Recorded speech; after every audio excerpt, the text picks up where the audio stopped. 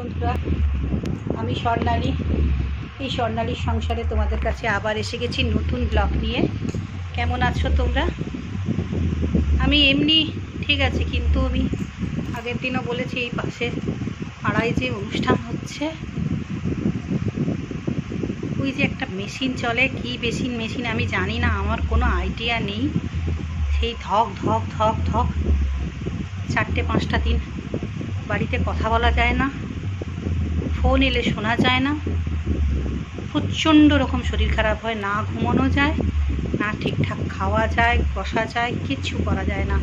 মাথা, আমি এতক্ষণ ওই বরফ দিয়ে বসেছিলাম, মাথা থেকে পা পর্যন্ত গোটা শরীরে প্রচণ্ড কষ্ট হচ্ছে, প্রচণ্ড। জানি না ওদের এতে কি আনন্দ হয় কাউকে কষ্ট দিয়ে। জানলা দরজা খাট সব কাঁপছে, তারপরে রান্না করছি, ওভেন কাঁপছে, টেবিল কাঁপছে, সব কিছু কাঁপছে, সারাক্ষণ ঝনঝন ঝনঝন ঝনঝন করে যাচ্ছে।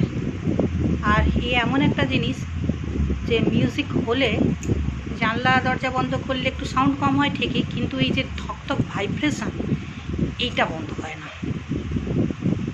আমাদের ওপাশে একটা হচ্ছে, এপাশে একটা হচ্ছে, কাল পর্যন্ত আর একটা হয়েছিল, সেটা যা হোক বন্ধ আছে। তো সেটা, এই জিনিসটা হয়নি, এই মেশিনটা ব্যবহার করা হয়নি গ্রামের আমাদের যে পুজোর এতে, এই মেশিনটা ব্যবহার করা হয়নি আমি যতটুকু দেখেছি। তো ওপাশের পাড়ায় রক্ষেকালী পুজো হচ্ছে, এই অবস্থা।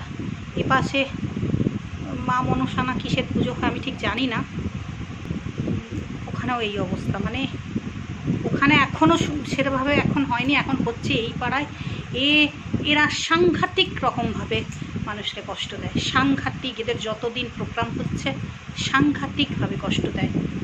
আমি বলি যে আনন্দ করুক, পুজো করুক, আনন্দ করুক, সব ঠিক আছে। এই জিনিসটা কেন?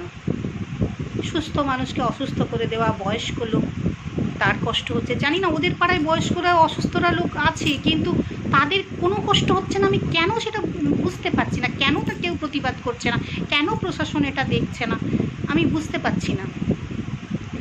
আমি তো প্রশাসনের এবং সরকারের দৃষ্টি আকর্ষণ করতে চাইছি যে এগুলো ব্যান করা হোক। এগুলো কী পরিমাণে কষ্টদায়ক, শারীরিকভাবে মানসিকভাবে প্রচণ্ড কষ্টদায়ক।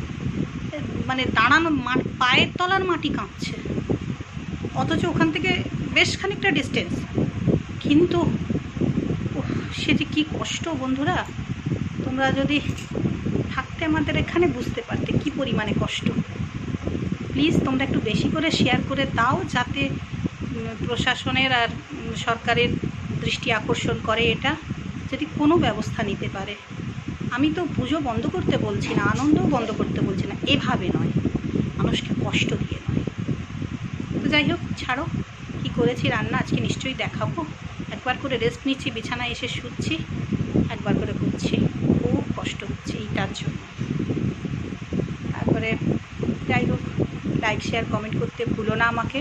যারা এখনও আমার চ্যানেলটাকে সাবস্ক্রাইব করে উঠতে পারোনি, তারা প্লিজ সাবস্ক্রাইব করে নিও, আর সাথে থেকো, পাশে থেকো, ভরে ভরে আশীর্বাদ যারা দিচ্ছ আরও দিও, যারা দিচ্ছ না প্লিজ তারাও দিও। আর যারা আমার এই চ্যানেলটাকে ফেসবুক থেকে দেখছো, তারা ফলো করে নিও প্লিজ। সাথে থেকো, পাশে থেকো, আর সবাই অবশ্যই খুব ভালো থেকো, শান্তিতে থেকো, হাসি খুশি আনন্দে থেকো, নিজেদের শরীরের যত্ন নিও। তারপরে এই যে ওয়েদার, এই যে গরমে অবশ্যই তোমরা সাবধানতা অবলম্বন করো। আমি তো বারবার বলেছি, বাইরে বেরোলে ছাতা নিয়ে বেরোবে বা টুপি নিয়ে বেরোবে, আর এক গ্লাস ঠান্ডা মানে নর্মাল জল খেয়ে, নর্মাল টেম্পারেচারের যে জলটা আমরা খাই সেটা খেয়ে বেরোবে। এসেও ঘাম শুকিয়ে, পাখার তলায় বসে ঘাম শুকিয়ে তারপরে জল খাবে।